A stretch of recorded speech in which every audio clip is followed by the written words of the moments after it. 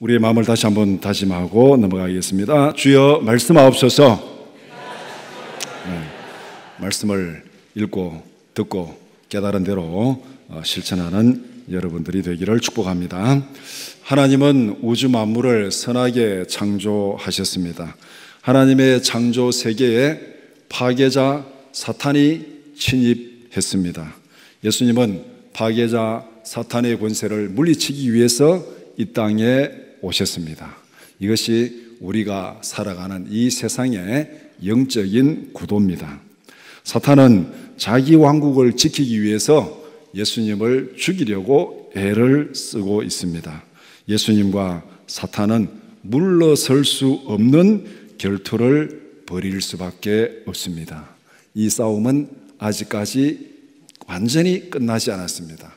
예수님이 재림할 때까지 이 싸움은 계속되고 있습니다. 마태복음 4장은 예수님과 사탄이 벌인 첫 번째 대결을 기록하고 있습니다. 4장은 이렇게 시작합니다. 1절에 보면은 예수께서 성령에게 이끌리어 마귀에게 시험을 받으러 광야로 가사. 이 4장에서 세 번에 걸친 사탄의 공격을 기록하고 있습니다. 세 번에 걸친 사탄의 공격을 간단히 정리하면 이렇게 정리할 수 있습니다. 첫 번째는 육체적 욕구를 채워라. 두 번째는 세상의 명성을 누려라. 세 번째는 세상의 권력을 쟁취하라. 이렇게 이 마태복음 4장에 이 사탄이 예수님을 유혹한 거 이 세 번의 유혹, 굉장히 우리가 잘 알고 많이 읽고 많이 들은 말씀입니다. 그 세 번의 공격을 주제로 정리하면은 이렇게 정리할 수 있습니다. 첫 번째, 육체적 욕구를 채우라는 것입니다. 사탄의 첫 번째 공격은 이렇게 시작됩니다. 3절에 내가 만일 하나님의 아들이거든 명하여 이 돌들로 떡덩이가 되게 하라. 사탄의 공격을 받고 있는 예수님의 상태는 어떻습니까? 2절에 있는 대로 40일 동안 금식하고 또 밤낮으로 금식한 후에 굉장히 줄이셨다, 그렇게 말합니다. 육체적으로 대단히 굶주린 상태에 있습니다. 먹을 것이 없는 광야에서 사탄과 결투를 벌이고 있습니다. 우리가 어떤 시험을 앞에 두고 있거나 아니면은 무슨 운동 경기를 앞에 두고 있거나 이럴 때 우리가 어떻게 합니까? 음식도 잘 조절해서 먹고 또 컨디션도 좋게 잠도 잘 자고 모든 것이 최상의 상태다, 이렇게 준비를 해가지고 그 경기를 하고 시합을 하고 어떤 일을 하게 됩니다. 그런데 예수님께서 어떻게 보면 가장 중요한 결투를 앞에 두고 지금 결투를 벌이는데 최악의 환경에서 최악의 상태로 사탄과 결투를 벌이고 있습니다. 먹을 것이 전혀 없는 광야입니다. 육체적으로 극도로 굶주린 상태입니다. 사탄은 예수님의 가장 약한 부분, 육체적 본능을 파고들어서 유혹을 하고 있습니다. 사탄의 첫 번째 유혹은 육체적 욕구를 채우라는 것입니다. 사탄은 이렇게 유혹합니다. 3절에 내가 만일 하나님의 아들이거든, 내가 만일 하나님의 아들이거든, 하나님의 아들로서 충분한 능력이 있다면 왜 굶주리고 있느냐? 만약에 내가 여기서 이 사탄이 요구한 대로 그렇게 하지 못하고 육체적 욕구를 채우지 못하면은 너는 하나님의 아들이 아닐 수도 있다. 지금 그렇게 지금 얘기를 하고 있습니다. 먹을 것이 없으면은 돌들을 떡으로 만들어서라도 먹으라.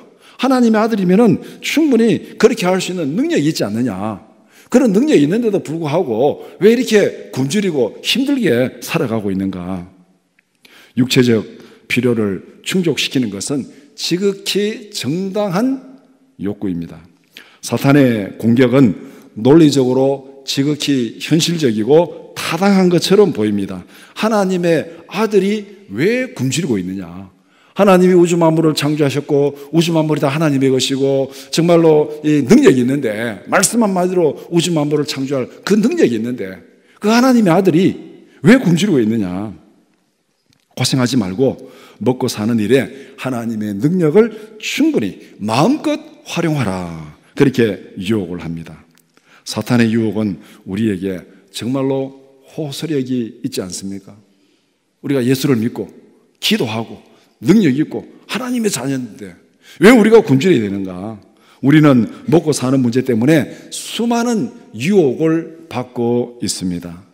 옛말에 이런 말이 있잖아요. 목구멍이 뭐라고요?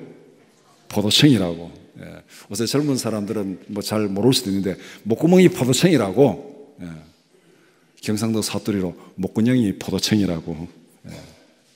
그러니까 이 먹고 사는 문제가 우리에게 심각하다는 겁니다. 이거는 어느 누구도 예외가 될 수 없는 그런 내용입니다. 우리는 돈 때문에 수많은 유혹에 무너집니다. 우리가 이 신문을 이래 보니까 전직 대통령이 2명이나 지금 조사를 받고 재판을 받고 있잖아요. 근데 우리는 그 내용을 다 알 수는 없습니다. 우리가 뭐 검찰도 아니고 그 정보도 다 본 것 아니고 우리는 그냥 매스컴에 보도되는 것밖에 우리가 뭐 보고 알 수 없는데 그 보도되는 내용을 보면 전부 뭡니까? 전부 돈 문제예요, 돈 문제. 뭐 뇌물을 받았니, 안 받았느니, 어떻게 썼느니, 전부 돈 문제입니다. 전직 대통령 2사람이 지금 재판받고 조사를 받는데도 전부 돈 문제예요.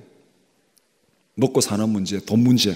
이것이 우리가 살아가면서 피할 수 없는 정말 육체적인 욕구.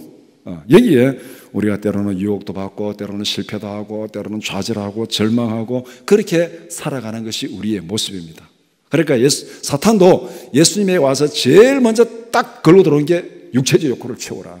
그만큼 우리에게 심각하고 우리가 그만큼 거기에 약점을 가지고 있다는 겁니다. 사탄의 유혹에 예수님은 어떻게 대응하십니까? 4장 4절 우리 한번 같이 보겠습니다. 기록되었으되 사람이 떡으로만 살 것이 아니요 하나님의 입으로부터 나오는 모든 말씀으로 살 것이라 하였느니라. 사람이 살아가는 데 있어서 떡보다 중요한 것이 있다는 것입니까? 없다는 것입니까? 있다는 것이죠. 예수님의 답변은 사람이 살아가는 데 있어서 떡보다 더 중요한 것이 있다. 사탄은 40일 동안 굶주린 예수님 앞에 나와서 떡을 가지고 유혹했습니다. 떡을 가지고. 그런데 예수님의 답변은 사람이 살아가는 데 있어서 떡보다 더 중요한 것이 있다. 하나님의 말씀이 떡보다 더 중요하다. 그렇게 답변을 했습니다. 이게 우리에게 마음에 와닿습니까? 어떠세요? 40일 동안 그냥 금식한 것도 아니고 접어두고 3일 동안 먹을 것이 없어서 굶었습니다. 3일 동안 먹을 것이 없어서 굶었어요. 돈이 없고 아무것도 없어서 먹을 것이 굶었습니다. 그때 와가지고 빵을 하나 주는 게 더 좋습니까? 성경책 한 권 건네주는 게 더 좋습니까? 여러분 어느 쪽 택하실래요? 어떻게 보면은 예수님의 이 답변이 굶주린 사람에게 전혀 마음에 와닿지 않는 답변일 수도 있습니다. 왜 말씀이 떡보다 중요하다고 답변했겠습니까? 2가지로 생각할 수 있어요. 하나는 돌을 가지고 떡을 만들어 먹으라니까 예수님이 능력이 없어서 그래서 돌을 가지고 떡을 만들어 먹으라면 돌을 가지고 떡을 만들어 먹으면 끝나는데 예수님이 그 돌을 가지고 떡을 만들 능력이 없으니까 나 못 만들겠다 이렇게 하면은 좀 이 체면이 말이 아니니까 그냥 떡보다가 하나님의 말씀이 더 중요하다. 사탄의 공격을 회피하기 위해서 그렇게 답변한 것 아니냐 그렇게 생각할 수도 있습니다. 그런데 예수님은 돌로서 떡을 만들 만한 충분한 능력이 있었습니다. 어떻게 할 수 있느냐? 마태복음 조금 뒤에 가면은 14장에 보면은 오병이어의 기적이 거기에 기록되어 있습니다. 광야에 5,000명이 모여 있습니다. 먹을 것이 없습니다. 그러니까 제자들이 걱정하니까 예수님이 뭐라고 했습니까? 너희들이 먹을 것을 주라. 그러니까 우리는 아무것도 없습니다. 막 다 찾았는데 어린아이가 먹으려고 가져온 보리떡 5개, 물고기 2마리밖에 없었어요. 그러니까 예수님이 이거 가져오라.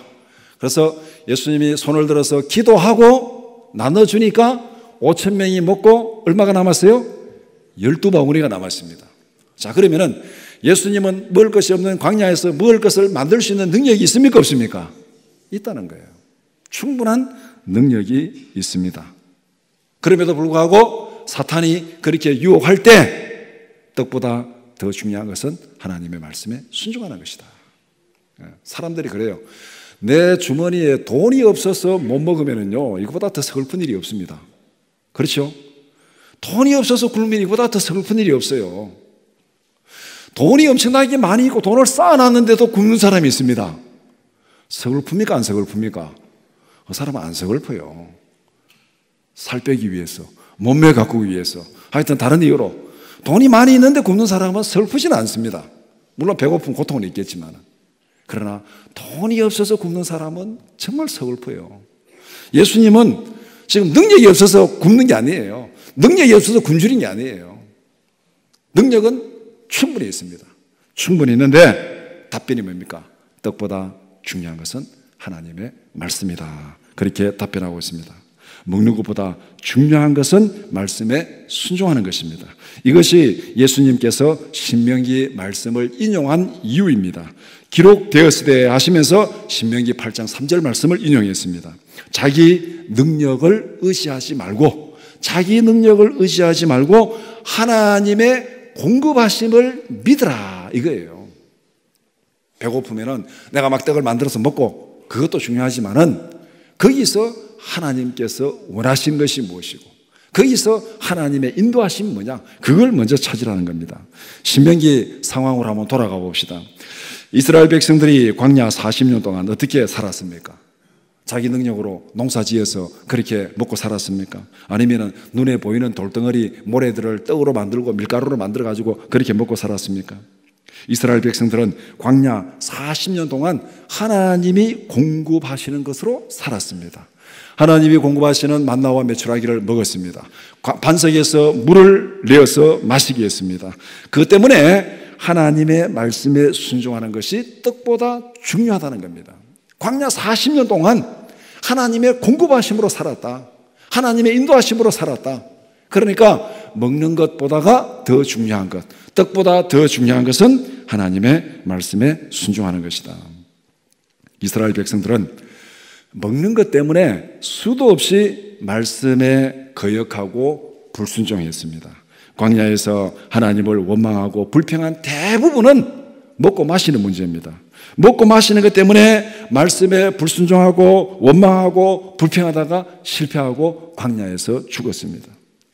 아담과 하와도 먹는 것 때문에 실패하고 말았잖아요. 보니까 먹음직도 하고 보암직도 하고 지혜롭게 할 만큼 탐스럽기도 한지다. 그래서 인간 역사에 죄가 들어오고 죽음이 들어오게 된 것입니다.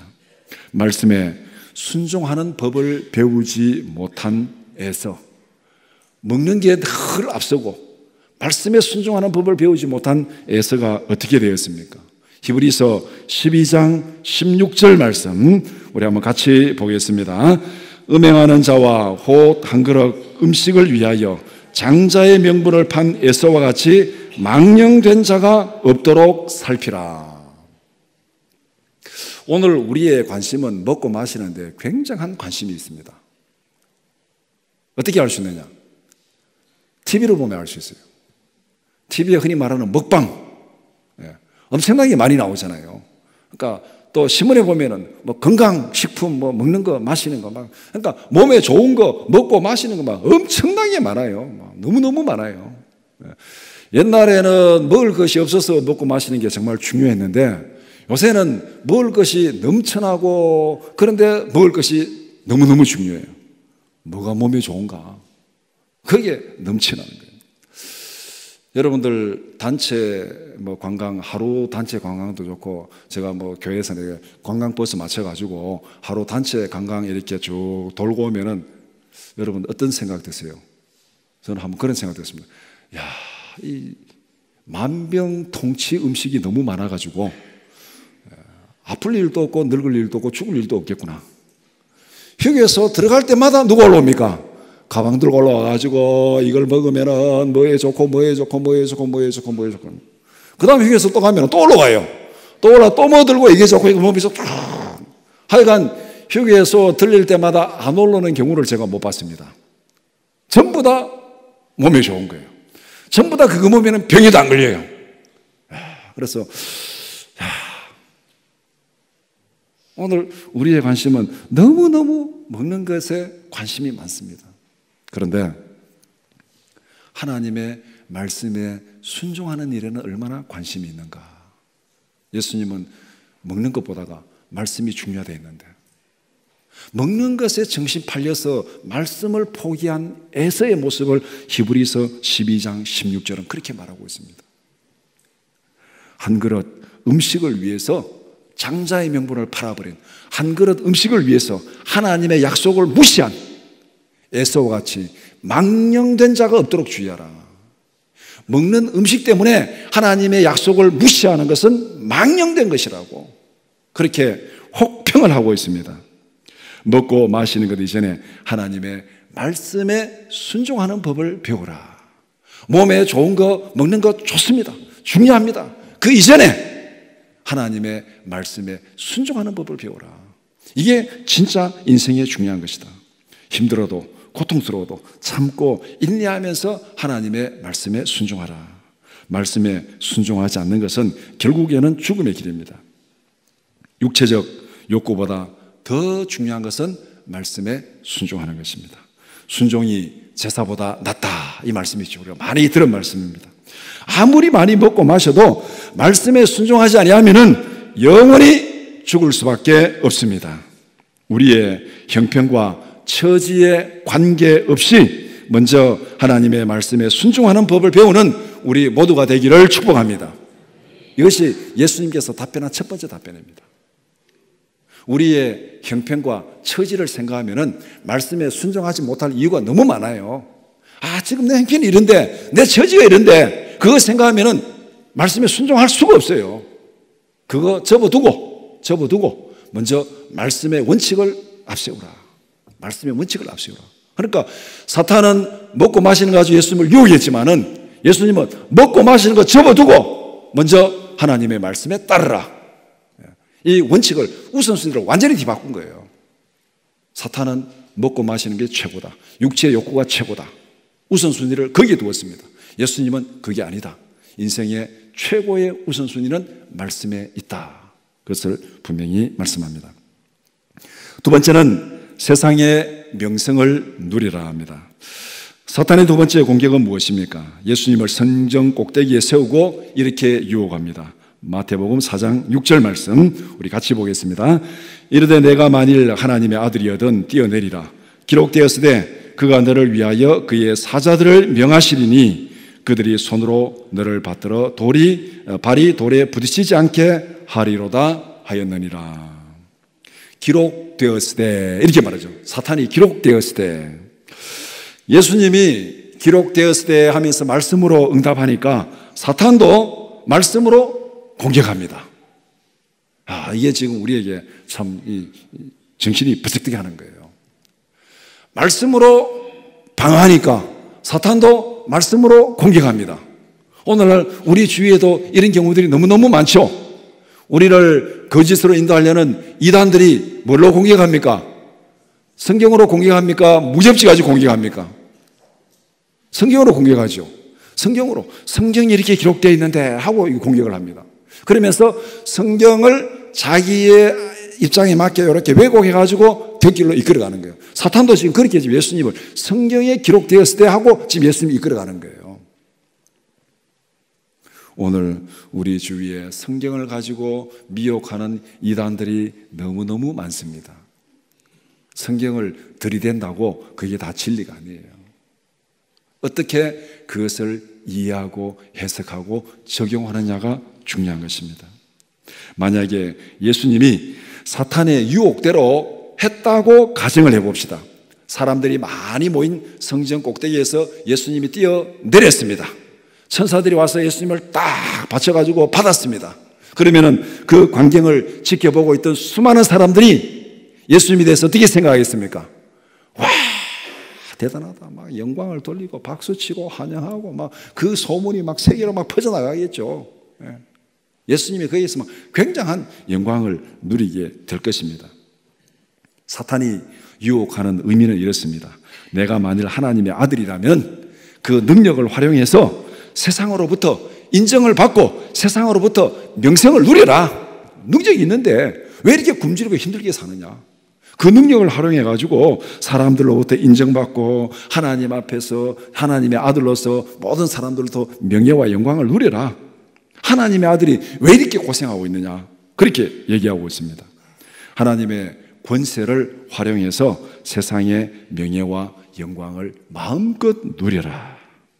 정말 멋지고 영웅적인 삶이 아닙니까?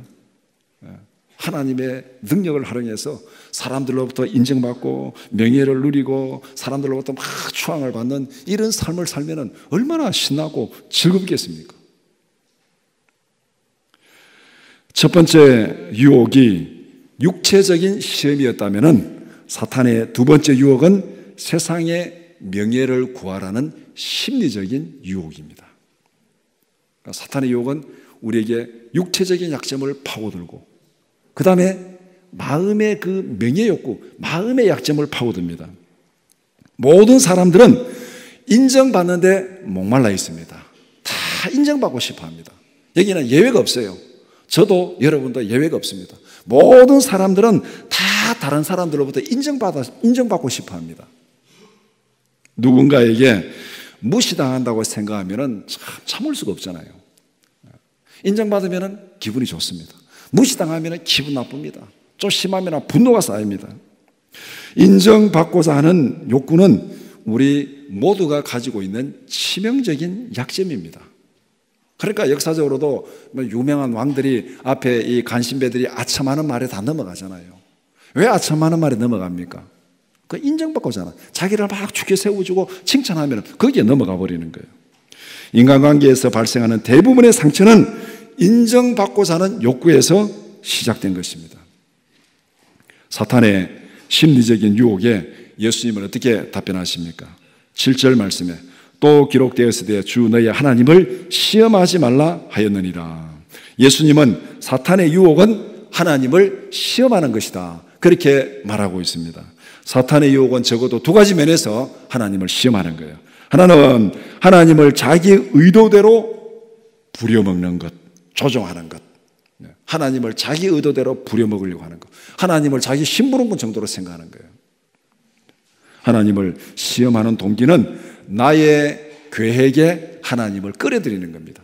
자기가 뛰어내리고 하나님이 받게 하는, 그러니까 뛰어내리고 하나님이 받게 하는, 그러니까 자기 계획에 일은 자기가 벌려놓고 책임은 하나님께 떠넘기는, 우리는 자신도 모르는 사이에 이런 실수를 굉장히 자주 범하고 있습니다.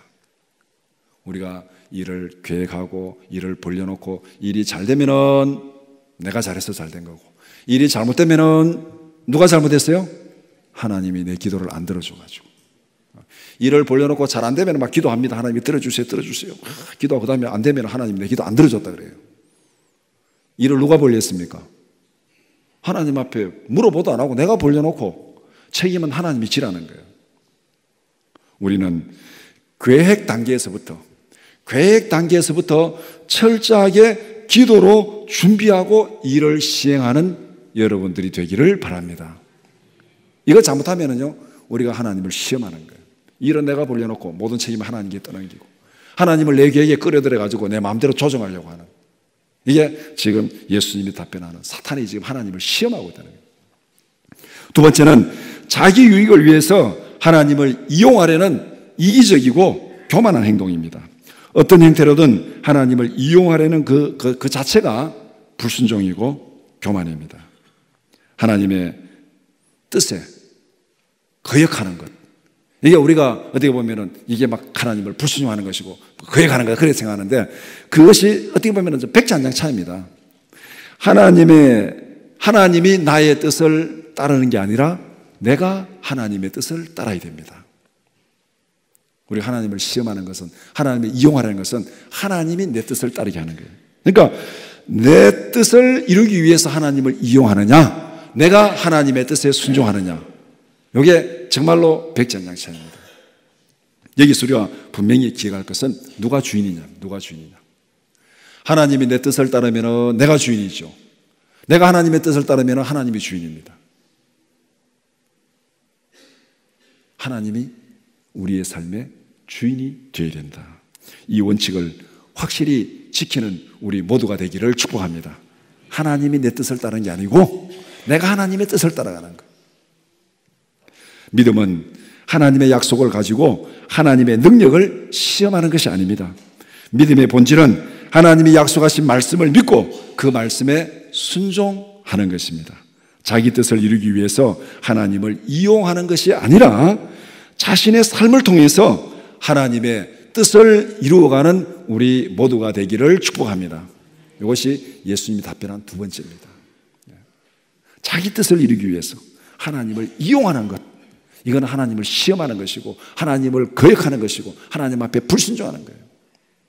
내 삶을 통해서 하나님의 뜻이 이루어가게 순종하며 살아가는 것, 이런 삶을 살아라. 여기서 계속 핵심은 뭐냐? 누가 주인이냐 이겁니다. 누가 주인이냐? 하나님이 주인이냐 너가 주인이냐? 하나님이 우리의 주인입니다. 세 번째는 세상의 권력을 쟁취하라. 사탄의 세 번째 공격은 무엇입니까? 4장 8절 9절 말씀 같이 보겠습니다.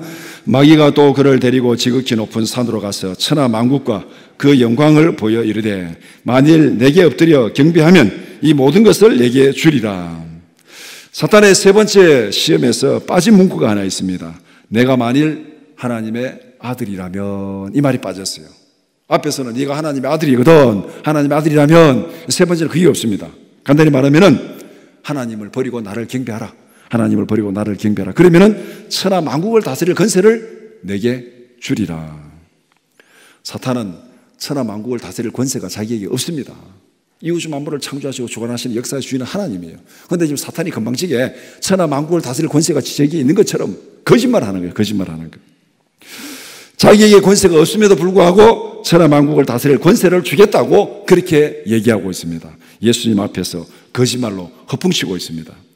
아담과 하와는 하나님과 같이 된다는 사탄의 거짓말에 속아서 실패했습니다. 사탄이 세 번째로 유혹하는 핵심은 이것입니다. 탐욕을 채우기 위해서 거짓된 우상을 섬기라는 영적인 유혹입니다. 세상의 풍요와 권세를 누리기 위해서 만들어낸 거짓 신을 섬기는 것, 이게 구약의 바알 아세라입니다. 풍요의 신이에요. 모든 우상 숭배의 뿌리는 전부 인간의 탐욕을 채우기 위한 것입니다. 굶주려서 먹을 것을 구하는 것하고는 차원이 다른 거예요. 풍요와 권세를 누리기 위해서, 탐욕을 채우기 위해서, 탐욕을 채우기 위해 행하는 모든 형태의 우상 숭배가 세 번째 사탄의 유혹입니다. 우리 주위에 얼마나 많은 우상들이 널려 있습니까? 다양한 형태의 우상들이 우리의 약점을 파고들고 있습니다. 우리의 염려와 근심과 걱정을 부추깁니다. 우리의 마음속에 막 불안감을 부추겨가지고 하나님의 말씀을 떠나게 하고 불순종하게 만드는 것, 이게 다 사탄의 유혹입니다. 예수님은 사탄의 영적 유혹에 대해서 어떻게 대응하고 있습니까? 온갖 거짓으로 유혹하는 사탄의 실체를 드러냅니다. 4장 10절 말씀 우리 같이 보겠습니다. 이에 예수께서 말씀하시되 사탄아 물러가라. 기록되었으되 주 너희 하나님께 경배하고 다만 그를 섬기라 하였느니라. 예수님은 거짓말하는 사탄의 정체를 정확하게 지적하면서 물러가라고 명령하십니다. 예수님의 명령대로 사탄은 예수님을 따라갔습니다. 창조자 하나님 이외에 어떤 것도 우리의 경배의 대상이 될 수 없습니다. 하나님보다 더 사랑하는 것이 있다면 그것이 무엇이든지 간에 그것은 우상이다. 그렇게 성경이 분명히 말씀합니다. 우리가 드리는 열정기도 10계명의 첫 번째 기도가 무엇입니까? 나와 내 집은 자자손손 하나님만 섬기는 축복의 가정이 되게 하소서. 이것이 우리의 첫 번째입니다. 첫 번째. 10계명의 첫 번째입니다. 자자손손 하나님만 섬기는 우리 모든 믿음의 가정들이 되기를 축복합니다. 말씀을 정리해 봅시다. 예수님은 사탄의 시험을 받을 때 말씀으로 승리하셨습니다. 예수님은 최악의 환경에서도 사탄의 유혹을 이기고 승리하셨습니다. 40일 동안 금식하시고 광야에서 이 굶주림의 유혹을 이기고 승리했습니다. 그런데 아담과 하와는 에덴이라는 최상의 환경에서 하나님의 말씀을 잊어버리고 사탄의 유혹에 실패했습니다. 자, 여기서 우리 하나 분명히 알 것은 환경이 중요한 게 아니라는 거예요. 우리 환경이 어려우면 어려운 대로 사탄은 그 어려움을 파고 들어옵니다. 우리 환경이 좋으면 좋은 대로 또 그걸 파고 들어옵니다. 우리가 정말 가난하고 힘들고 먹을 게 없어서 먹고 살기 위해서 주일도 제대로 지키지 못하고 먹고 살기 위해서 말씀을 제대로 순종하지 못하고 그렇게 신앙생활 하는데, 그러면 우리가 먹고 살기에 풍족하고 걱정 없고 막 그냥 쌓아두면은, 그럼 전심으로 우리가 하나님 앞에 순종할 수 있습니까? 어떻습니까? 막 먹고 뭐 살게 걱정도 없고 막 집에 쌓인 건 돈밖에 없다. 그러면은 우리가 정말 다른 거 다 신경 안 쓰고 하나님의 말씀에 순종하고 하나님만 경배하고 그렇게 살아갈 수 있습니까? 그러면 유혹이 더 많아요. 그렇죠? 유혹이 더 많습니다. 우리의 살아온 역사가 그래 얘기하잖아요. 오히려 옛날에 먹을 것이 없고 힘들 때 하나님 앞에 더 매달리고 더 기도했어요. 먹을 게 많고 편하니까 어떻게 됩니까? 그거보다는 놀러 갈 때가 더 많아요. 놀러 갈 때가 더 많습니다. 하나님을 더 떠납니다. 그러니까 우리가 하나님 앞에서 말씀에 순종하냐 순종하지 못하냐는 어떻게 보면 환경의 문제가 아닙니다.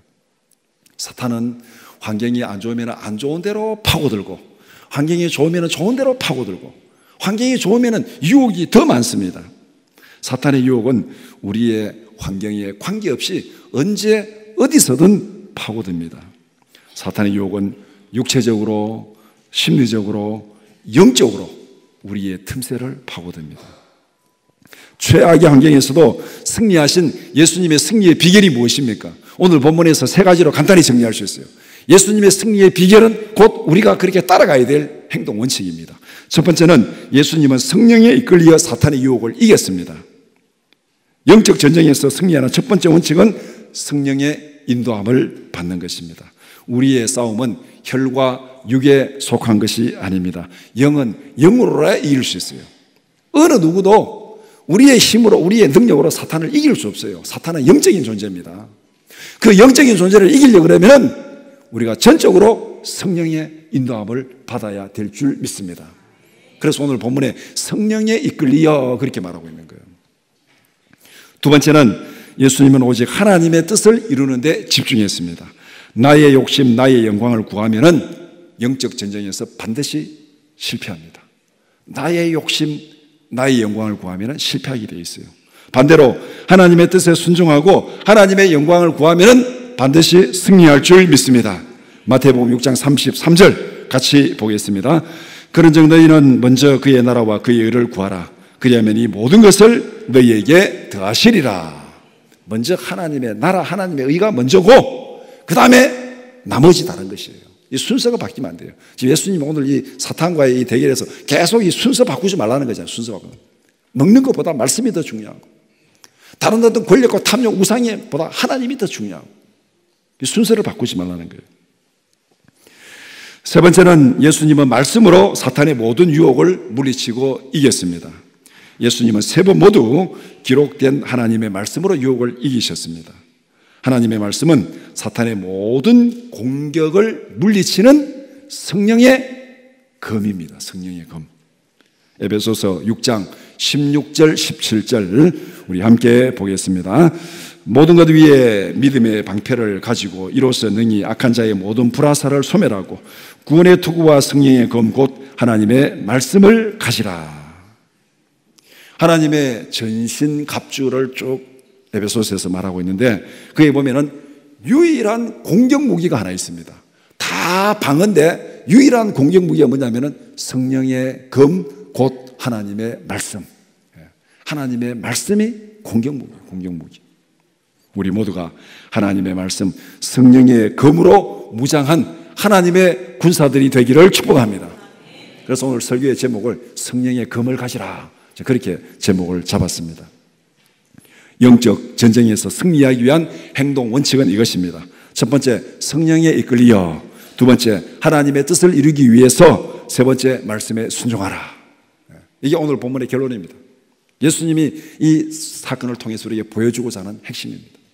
성령에 이끌리어 하나님의 뜻을 이루기 위해서 하나님의 말씀에 순종하라. 성령의 인도하심을 따라 말씀에 순종함으로써 우리 삶 속에서 벌어지는 모든 영적 전쟁에서 날마다 승리하는 여러분들이 되기를 축복합니다. 기도드리겠습니다.